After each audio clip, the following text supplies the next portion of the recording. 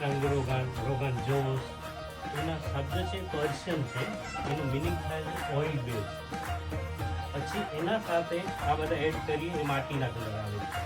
અમે અમદાવાદ મુંબઈથી અમે ખરીદી કરવા જવું પડે, પણ પ્રોસેસ મિક્સિંગ અમે જાતે જ કરીએ છીએ ઘરે.